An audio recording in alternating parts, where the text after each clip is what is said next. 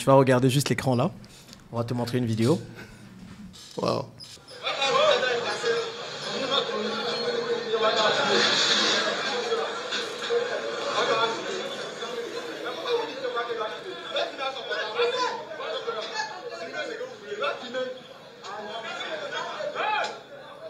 Bon. Je pense que c'est cette vidéo qui t'a fait connaître au grand public. Ouais. C'est cette vidéo qui t'a révélé au final. Est-ce que tu peux nous expliquer qu'est-ce qui se passe? Et c'est en quelle année cette histoire? Ça, c'est vraiment le 6 mars 2019. Une date qui reste ancrée, quoi. Yeah. 6 mars 2019, c'est la destruction du premier restaurant, disons du premier restaurant, vrai restaurant que j'ai construit. D'accord. Voilà. Donc, c'est ça. Pourquoi on a décidé de détruire le restaurant? Parce qu'on m'a dit que ça faisait de l'embouteillage. Donc, franchement, je ne comprenais pas pourquoi. Moi, j'étais un peu perdu. On m'a dit que ça, à cause de l'embouteillage, voilà pourquoi il fallait détruire le restaurant. Ok. En gros, tu prends une parcelle. Forcément, peut-être que tu loues la parcelle à quelqu'un. Bien sûr. Et tu commences à construire.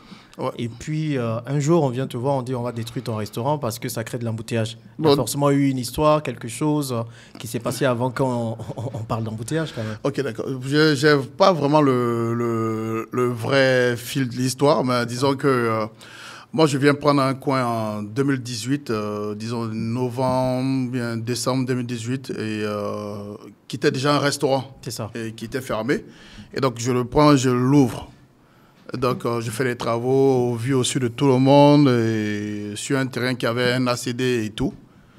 Et je sais pas, peut-être qu'on ne voulait pas que... Peut-être que j'ai du succès, parce que je pense que si j'avais pas beaucoup de clients qui venaient, j'allais pas en arriver, parce que je pense qu'on était deux sur cet espace-là. Le deuxième restaurant est toujours là. D'accord. Et moi, on a décidé que je faisais trop d'embouteillage, trop d'embouteillage, voilà, donc il fallait détruire le restaurant. D'accord, Donc, je pense que ils ont eu une réunion au ministère, je ne sais pas quel ministère, mais qui a appelé la mairie pour dire qu'on détruisait le restaurant dans 48 heures, qu'il fallait m'avertir. Et donc, vu qu'on m'a donné 48 heures, moi, le lendemain matin, je vais directement au ministère de la Construction avec la dame, et avec le ACD et tout ça pour montrer mais pourquoi est-ce qu'on va détruire, parce qu'il y a tous les papiers en règle et tout ça. Donc, je reçois un coup d'appel, un coup de fil anonyme qui me dit que non, c'est pas dans 48 heures, mais c'est ce matin à 11 heures que ça va être détruit. Donc, c'est mieux d'aller sortir tes affaires en même temps. Et donc, j'étais je dis non, c'est faux quand même. On m'a dit 48 heures. On dit non, c'est ce matin à 11 heures qu'ils vont détruire. Et donc, j'ai appelé, vu que j'étais déjà au plateau, avec les ambassadeurs, donc j'ai appelé tout le monde. J'ai dit, allez-y quand même, sortir les affaires, on ne sait jamais. Ils m'ont dit à 48 heures, mais il y a quelqu'un qui m'a dit que ça va être aujourd'hui à 11 heures. Donc, le temps qu'ils arrivent là-bas, les KTP étaient déjà là. Ils m'ont dit, le boss, c'est maintenant, c'est pas dans un truc, parce qu'ils sont déjà là. Il dit, OK, sortez ce que vous pouvez sortir. On avait des cuisines qu'on n'avait même pas encore utilisées. Donc, on a eu juste le temps de sortir des chaises, des marmites qu'on avait pris pêle-mêle. Et ils ont détruit le coin. Comme ça. Ouais. Attends, laisse-moi bien comprendre. Là, tu étais à ton deuxième restaurant. Tu avais déjà une terrasse. Tu avais déjà une terrasse qui marchait bien. Il y a une terrasse qui marchait bien. D'accord. Et donc là, c'était vraiment le premier restaurant quand on dit restaurant. Parce que l'autre, c'était vraiment le parking qu'on utilisait à chaque fois. Et comme on ne pouvait pas ouvrir on ne pouvait ouvrir que le soir quand tout le monde était parti. Donc c'était à partir de 17h, 18h qu'on ouvrait. Et ici, c'était un espace qu'on pouvait utiliser à tout moment. Mais ce n'était pas sur le parking. Le premier parking, c'était un restaurant dans un autre endroit. Non, le premier restaurant, c'est à la Riviera 2, que tout le monde connaît. C'était sur un parking. C'est après maintenant qu'on a commencé à prendre des magasins grâce aux propriétaires. C'était vraiment le parking. C'était le parking, ok. Ouais. Maintenant, quand on construit, parce que moi, si tu me dis que tu es en construction, c'est qu'il n'y a pas encore de clients qui viennent. Il y avait déjà des clients qui venaient quand tu agrandissais juste ton restaurant? Non. Voilà. Ce que vous avez vu, ça, c'est le premier. Je veux dire, l'autre, c'est un parking. Donc, je n'appelle pas ça un restaurant. Un restaurant. C'est un joint, tout ça. Tout le monde vient s'asseoir, vient prendre une bière, tout est parti. Et donc, après ça, j'ai un espace qu'on me propose à la Riviera 3. Ça, c'est la Riviera 2. C'est ça. On me propose à la Riviera 3. Et donc, c'est un ancien restaurant qui était fermé. Donc, je récupère. Tu récupères je fais les travaux. Je te pose la question parce que, oui, tu récupères, tu fais les travaux. Donc, je suppose que tu n'as pas encore de clients qui viennent. Donc, comment est-ce qu'on dit tu crées des embouteillages? Non. J'ai ouvert. D'accord, tu avais avais ouvert le 24 décembre 2018. OK. 24 décembre 2018. Donc, c'est 2 mois après, disons le 6 mars. Le 5 mars, qu'on m'annonce qu'on va fermer, qu'on va casser le restaurant. On va casser le restaurant. Donc, depuis que j'ai ouvert, J'avais une influence que je ne comprenais pas moi-même déjà. D'accord.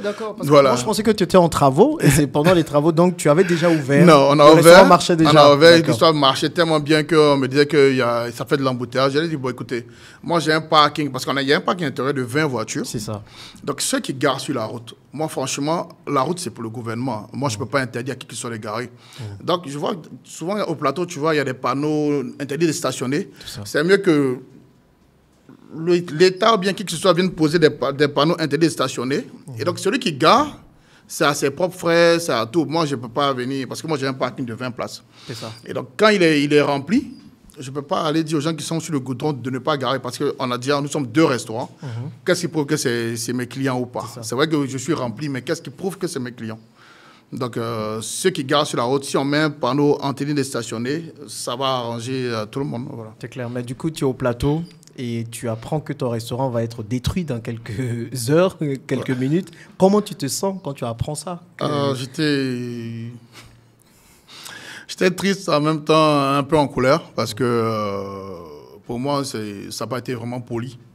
Poli pour un jeune Ivoirien qui construit quelque chose, qui travaille avec ses frères et tout. Et on m'aurait dit, écoute, on va te délocaliser, bien écoute, ferme pour le moment, on va essayer de trouver une solution, et puis on va voir, mais quand on ne t'informe pas, on te dit, bon, dans 48 heures, on vient casser. Et le lendemain matin, à 11 heures, on détruit tout dans ton restaurant.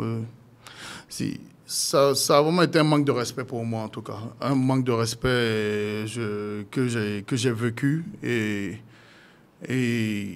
pour cela, je n'ai même pas cherché à aller me faire rembourser. Je me suis dit que je vais leur montrer que je vais revenir parce que ce qu'ils ont détruit là, je ne vais pas laisser ça comme ça. Et donc, je suis revenu, je n'ai jamais cherché à aller voir un avocat. Il y a plein de personnes qui m'ont dit qu'ils vont me représenter et tout ça. J'ai dit non, je ne veux pas. Je vais leur montrer par mon travail que je suis capable de revenir. Et puis voilà. C'est ça. Donc, par ton travail, aujourd'hui, tu es en train d'ouvrir un 5e restaurant quand même. Donc, ton travail a fini par payer. Tu as pris la bonne décision à l'époque. Ouais. Et ce qui est extraordinaire dans ton histoire, c'est que quand ton restaurant se fait détruire, il y a la population qui voit, on a vu le petit extrait, et du coup sur les réseaux sociaux tu fais un tapage en quelque sorte. Les gens te soutiennent, les gens te disent mais pourquoi, ils voient l'injustice et les vidéos partent partout. Donc là, est-ce que ça a été un réconfort pour toi? Comment tu as reçu ça? Ça a été un gros réconfort pour moi parce que c'est ce qui m'a permis même de me relancer, parce que le même jour quand on a fini de casser le restaurant, j'ai dit à mes employés, écoutez, ramassez ce que vous pouvez ramasser.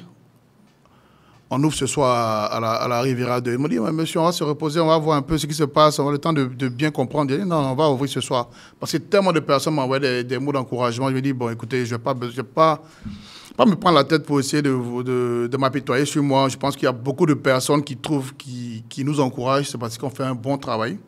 Et on va continuer là-dessus. Il y a un capital sympathique qui vient de naître. On va profiter de cela pour se relancer très rapidement. Voilà, donc si je n'ai pas cherché à savoir, ça venait de partout, des politiciens, des entrepreneurs, de la population et tout ça, mais j'ai dit ok, tout le monde sait qu'on fait un bon travail, donc restons là-dessus.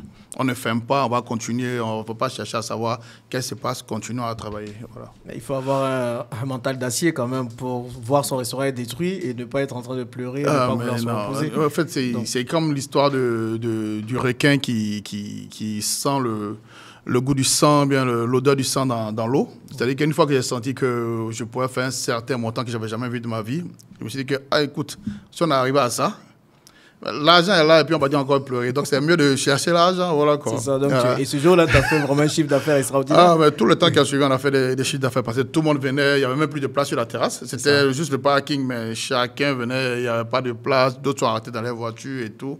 On dit bon, voilà. Donc en 3 mois, on avait déjà le capital nécessaire pour ouvrir un nouveau restaurant en 3 mois. Donc, mais on a ouvert le 24 décembre, comment j'aime, c'est toujours en décembre, 24 décembre que j'aime ouvrir, donc on a ouvert encore le 24 décembre qui a suivi. Oh, tu as ouvert, ok. Donc, à travers cette expérience, selon toi, qu'est-ce qui est important pour tout entrepreneur pour réussir malgré les difficultés?